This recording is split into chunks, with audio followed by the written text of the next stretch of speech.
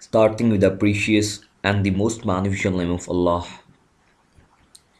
You are listening to Malik Shazaib और इस video में आप ये सीखेंगे कि दो DFAs की हम कॉन्कैटिनेशन कैसे करते हैं।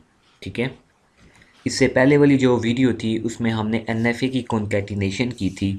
तो माइंड में रहे कि DFA की कॉन्कैटिनेशन के लिए हम ट्रांजिशन टेबल बनाते हैं, तो NFA के लिए ट्रांजिशन टेबल नहीं बनाते।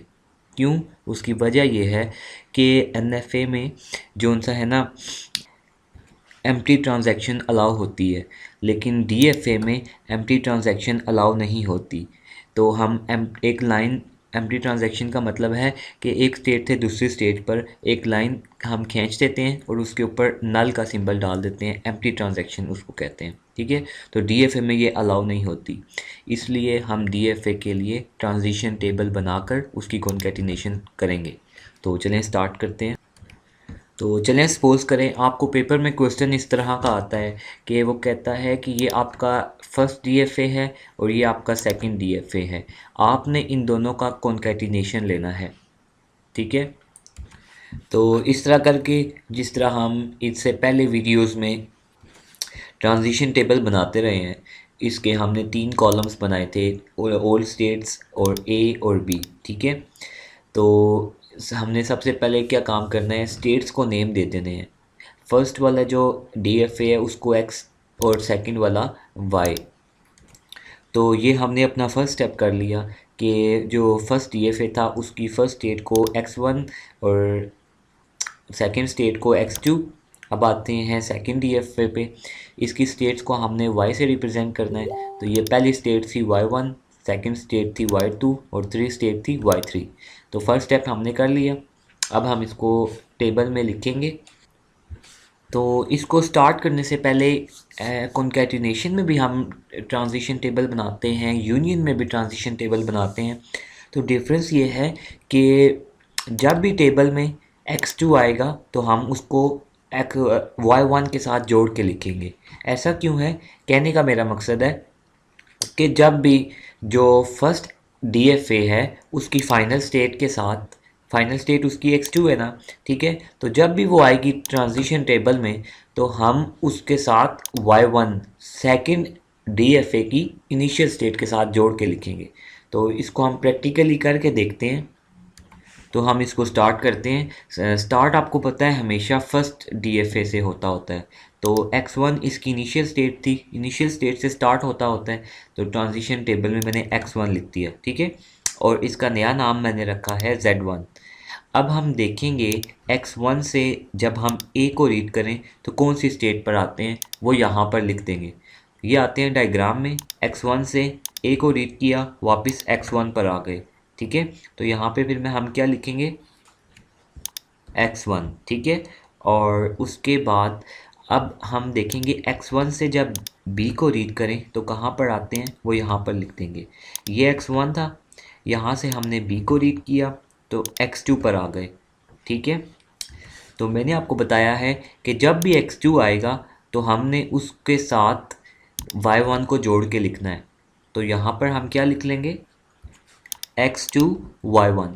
ठीक है, और ये एक नई स्टेट आ गई है Z2 के नाम से। अब हम इसको यहाँ पर ऐड करेंगे क्योंकि एक नई स्टेट आ गई है, ये यहाँ पर हमने ऐड कर ली है। ठीक है, अब हम इसको देखते हैं। X2 से अगर हम A को रीड करें तो ये X2 था, इससे हमने A को रीड किया और X1 पर आ गए। तो यहाँ पर X1 आ जाएगा एक, और उसके बाद हम Y1 है इसके बाद, तो ये Y1 था। यहाँ से हम अब A को रीड कर रहे हैं ना, यहाँ से हम A को रीड करेंगे तो वापस Y1 पर आ गए। तो यहाँ पर आएगा क्या, X1 Y1। और ये बिल्कुल एक नई स्टेट थी हमारे लिए क्योंकि यहाँ पे X1 Y1 पहले एग्जिस्ट नहीं कर रहा। तो ये X2 के बाद X3 आ गया, यहाँ पर हमारे पास ये एक नई स्टेट आ गई है। ठीक है, नई स्टेट जब भी आती है उसको हम यहाँ पर ऐड कर लेते हैं। तो इसको सबसे पहले यहाँ पर ऐड कर लेते हैं। चलें जी, यहाँ पर ऐड हो गया। अब हम आते हैं X2 से अगर हम B को रीड करें तो कहाँ पर जाते हैं, ये X2 था, इससे B को रीड किया तो वापस X2 पर आ गए। ठीक है। तो मैंने आपको बताया था कि जब x2 आएगा, ठीक है, तो उसके साथ हम y1 को जोड़ के लिखेंगे। तो यहाँ पर आ जाएगा x2 y1, ठीक है। और उसके बाद हम ये तो अभी हमने x1 को रीड किया ना, x1 से b को रीड किया तो x2 y1 आया, y1 रहता है। तो y1 से जब हम b को रीड करते हैं, ये था y1, ये b को रीड किया तो y2 पर पहुंच गए। तो यहाँ पर क्या आ जाएगा y2। तो ये यहाँ पे हमने y2 लिख दिया, ठीक है। और यहाँ पर आकर देखते हैं x2 y1 y2 यहाँ पर तो नहीं है, तो ये तो एक नई स्टेट बन रही है, इसलिए हमने इसको Z4 का नाम दिया। तो जब भी नई स्टेट बनती होती है हम उसको ट्रांजिशन टेबल में ओल्ड स्टेट के कॉलम में लिखते होते हैं। तो यहाँ पे इसको ऐड कर देंगे, ठीक है। उसके बाद अब ये स्टेट है x1 से हम a को रीड करते हैं, ये था x1, a को रीड किया वापस x1 पर आ गए। तो यहाँ पर क्या आ जाएगा x1, ठीक है। और अब y1 रह गया, y1 से a को रीड करना है, ये y1 था, इससे a को रीड किया वापस y1 पर आ गए हैं। तो यहाँ पर क्या आ जाएगा y1। तो ये यहाँ पे हमने y1 लिख दिया। आप देख सकते हैं x1 y1 पहले से एग्जिस्ट करता था, इसका नाम Z3 था, इसलिए यहाँ पे हमने Z3 लिख दिया, ठीक है। उसके बाद x1 से अगर b को रीड करें तो ये x1 था, ये b को रीड किया हमने, x2 पर पहुँच गए।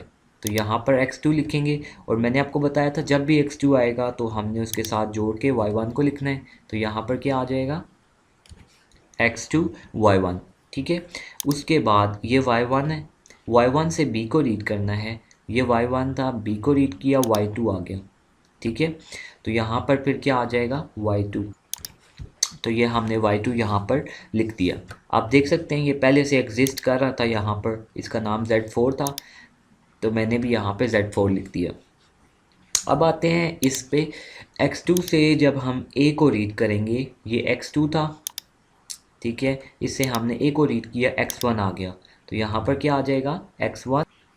उसके बाद अब y1 से a को देखना है हमने, ये y1 था, इससे हमने a को रीड किया तो y1 पर अगेन आ गए। यहाँ पर क्या आ जाएगा फिर y1। उसके बाद ये y2 है, इससे हमने a को देखना है रीड करके, ये y2 था, a को रीड किया हमने तो y3 पर आ गए, ठीक है। तो क्या लिखेंगे यहाँ पर y3। तो ये यहाँ पे हमने y3 लिख दिया, ठीक है। तो आप देख सकते हैं कि ये एक पहले से एग्जिस्ट नहीं कर रहा था इधर x1 y1 और y3, तो इसलिए मैंने इसको नया नाम दिया Z5, ठीक है। और आपको पता है जो भी नई स्टेट आती है उसको हम यहाँ पर ऐड करते हैं, तो इसको यहाँ पर ऐड कर लेते हैं। तो ये लें, इसको हमने यहाँ पर ऐड कर लिया।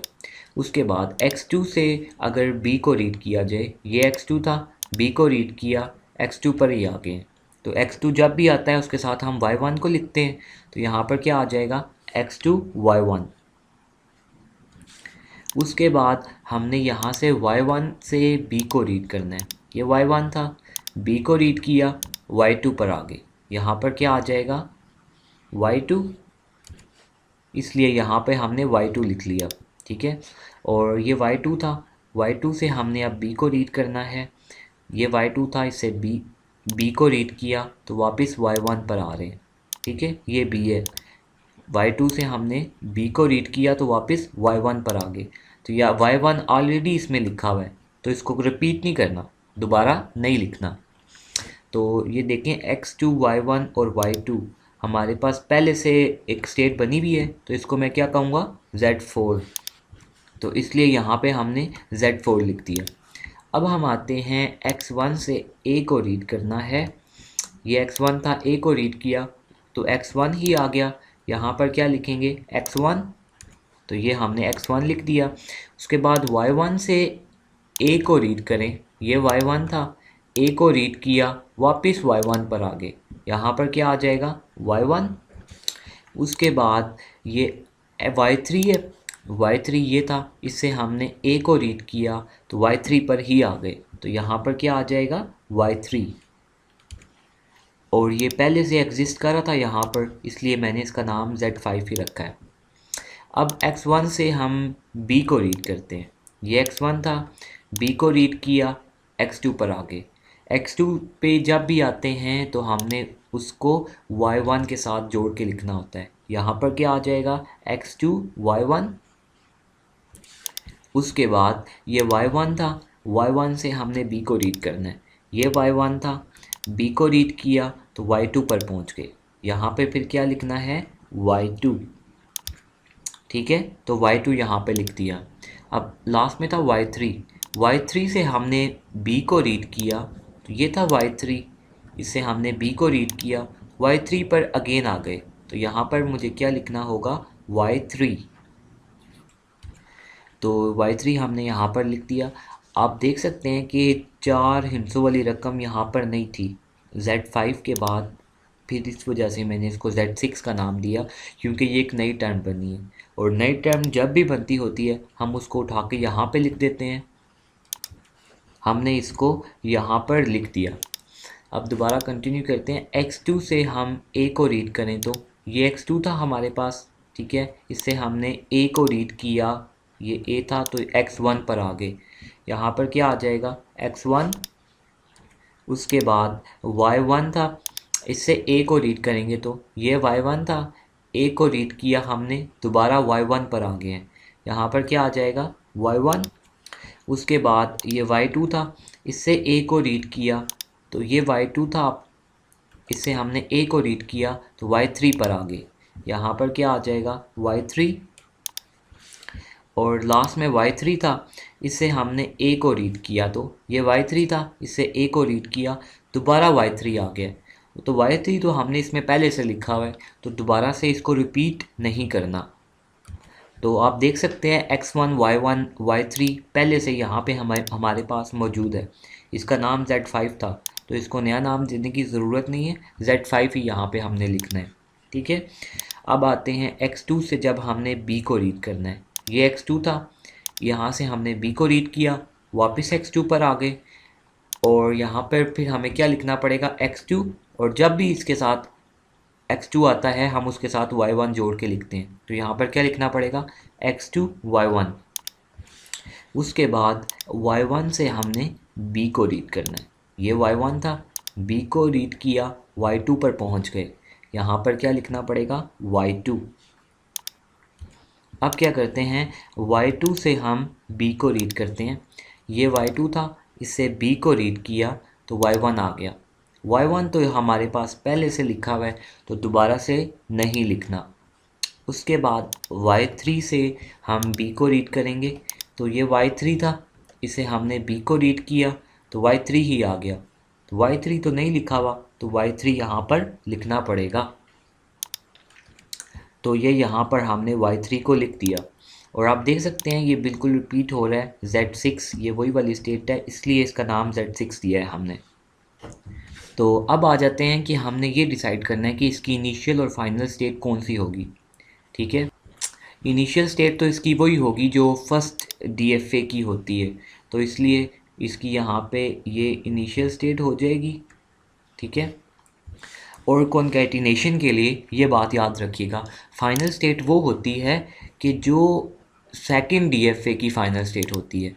तो सेकंड डीएफए में हमारे पास y3 था फाइनल स्टेट, तो हम अपनी सारी स्टेट्स में देखेंगे जिसमें y3 होगा उसको हम फाइनल बना देंगे। फर्स्ट में y3 नहीं था, सेकंड में y3 नहीं है, इसमें भी y3 नहीं है, इसमें भी y3 नहीं है, इसमें y3 है और इसमें भी y3 है। तो इसका क्या मतलब है कि z5 और z6 आपकी फाइनल स्टेट्स बनेंगी। तो इस वजह से हमने इसके साथ और इसके साथ प्लस डाल दिया, ये हमारी फाइनल स्टेट्स हैं। नेक्स्ट स्टेप आपको पता है क्या होता है कि हमने जितनी भी स्टेट्स बनती हैं z1 2 3 4 5 6 हमने सर्कल्स बना लेने हैं।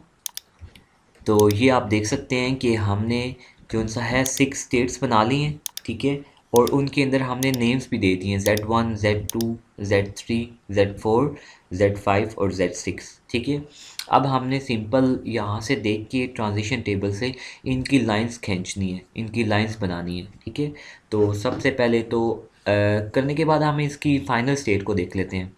इनिशियल स्टेट इसमें देखें कौन सी है, z1 इनिशियल स्टेट है, तो इसलिए हम z1 को अपनी इनिशियल स्टेट बना लेते हैं। और देखें Z5 और Z6 दो हमारे पास फाइनल स्टेट्स थी, तो हम Z5 और Z6 को फाइनल स्टेट बना लेते हैं। तो ये हमने Z5 और Z6 दोनों को फाइनल स्टेट बना लिया। उसके बाद आप देखें Z1 से एक एरो निकल रहा है, ए से Z1 ए को रीड करते हुए Z1 पर ही आ रहा है, तो इसका मतलब है Z1 पर लूप लगेगा। तो ये हमने Z1 पर लूप लगा दिया और ये साथ ए लिख दिया, ठीक है। उसके बाद आप देखें Z1 से B को रीड करते हुए Z2 पर जा रहा है, तो ये Z1 था, ये Z2 था, एक एरो लगेगा और उसके ऊपर हमने B लिख देना है। तो ये हमने एक एरो बना लिया और ऊपर B लिख दिया। उसके बाद Z2 से A को रीड करें तो Z3 पर आते हैं, ये Z2 था, ये Z3 है, तो ये हमने एरो बना दिया और ऊपर A लिख दिया। उसके बाद Z2 से B को रीड करें तो Z4 पर आता है, तो ये Z2 था और ये Z4 है, तो ये हमने एरो बना दिया और ऊपर B लिख दिया। उसके बाद Z3 से A को रीड करें तो Z3 पर आते हैं, इसका मतलब है Z3 पर लूप लगेगा, क्योंकि Z3 से A को रीड करते हुए दोबारा Z3 पर आ रहा है, ठीक है।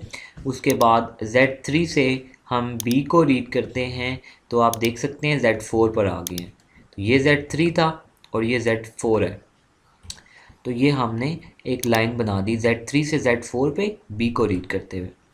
उसके बाद आते हैं Z4 पे, Z4 से हमने A को रीड किया तो Z5 पर आ रहे हैं, तो ये आपका Z4 था और ये Z5 है। A को रीड करते हुए हम Z4 से Z5 पर आ गए। उसके बाद Z4 से हमने B को रीड करना है और देखें दोबारा Z4 पर आ रहे हैं, तो इसका मतलब क्या है कि Z4 पर लूप लगेगा, तो ये हमने Z4 पर B का लूप लगा लिया। उसके बाद Z5 से A को रीड करते हुए Z5 पर ही आ रहे हैं, तो इसका मतलब है Z5 पर B लूप लगेगा, तो ये हमने Z5 पर A का लूप लगा लिया। उसके बाद Z5 से B को रीड करें तो Z6 पर आ रहे हैं, ये था आपका Z5 और ये है आपका Z6, तो ये हमने Z5 से B को रीड किया और Z6 पर आ गए। अब लास्ट स्टेट रह गई है, Z6 से हमने A को रीड किया तो Z5 पर आ रहे हैं, तो ये आपका Z6 है और ये Z5 है, तो ये हमने Z6 से A को रीड किया और Z5 पर आ गए। अब लास्ट रह गया है Z6 से हमने B को रीड किया और Z6 पर ही आ गए, इसका क्या मतलब है Z6 पर लूप लगेगा, तो ये हमने Z6 पर B का लूप लगा लिया। तो ये तो चलें हमारी डायग्राम बन गई है। आपको जो क्वेश्चन मिले थे ये फर्स्ट DFA था और सेकंड DFA था, इन दोनों को मिला के आपने उनकी कॉन्कैटिनेशन की ये डायग्राम बना ली, तो ये आपकी कॉन्कैटिनेशन की डायग्राम बन गई है। इसके अलावा दो तीन बातें आपको बताता चलूँ कि अगर पेपर में आपको क्वेश्चन आता है, ठीक है, और आपको ये नहीं बताता कि ये NFA है या DFA है, तो आपको पता किस तरह चलेगा? पता आपको इस तरह चलेगा कि अगर तो उसमें एम्प्टी ट्रांजैक्शन हो रही है, एरो के किसी भी एरो के ऊपर नल का सिंबल बना हुआ है, इस वो NFA है, ठीक है। दूसरी बात है जिससे आपको पता चल जाएगा कि DFA में हर स्टेट से दो एरोज़ निकल रहे होते हैं, तो ये देखें इसमें एक स्टेट से x1 था, इससे एक x1 का निकल रहा है, दूसरा b का निकल रहा है, इसमें भी दो एरोज़ निकल रहे हैं, इसमें भी दो एरोज़ निकल रहे हैं हर स्टेट से। इसमें y2 में देखें आप, ये A1 A का निकल रहा है और ये B का निकल रहा है, तो इसका मतलब है ये DFA है। और हमने जो कॉन्कैटिनेशन की डायग्राम बनाई है ये भी एक DFA है, इसमें भी हर स्टेट से दो एरोज़ निकल रहे हैं। तो जब आपको पेपर में क्वेश्चन आए और उसमें लिखा हुआ ना हो कि ये NFA है या DFA है, तो आपने देखना है कि हर स्टेट से अगर दो एरो निकल रहे हैं तो उसका आपने ट्रांजिशन टेबल बनाकर उसकी कॉन्कैटिनेशन करनी है, और अगर दो एरोज़ ना हो तो वो बहुत सिंपल सा होगा। इससे पहले वाली वीडियो में मैंने बताया है कि NFA की कैसे कॉन्कैटिनेशन करनी है, तो वैसे आपने कॉन्कैटिनेशन कर लेनी है। तो आई होप सो आपको समझ आई होगी, लेकिन फिर भी अगर कोई क्यूरी है तो आप कमेंट में या फेसबुक पर मुझे मैसेज करके पूछ सकते हैं। तो इस वीडियो के लिए इतना ही। गुड बाय, अल्लाह हाफिज़, टेक केयर।